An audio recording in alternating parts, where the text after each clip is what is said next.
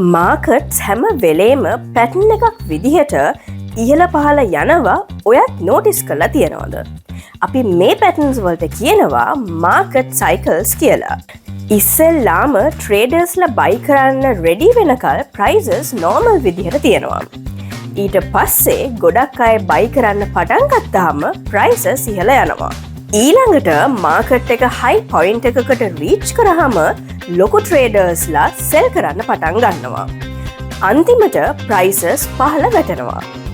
මෙන්න මේ ස්ටේජස් ටික හරියට තේරුම් ගත්තොත් ඔයාට පුළුවන් ඊළඟට වෙන්නේ මොකක්ද කියලා බලලා ස්මාර්ට් ට්‍රේඩින් ඩිසිෂන්ස් ගන්න. ඉතින් ඔයත් සයිකල් එක හරියට ෆොලෝ කරලා මාකට් එකට අගේන්ස්ට් නැතුව මාකට් එකත් එක්කම ට්‍රේඩ් කරන්න.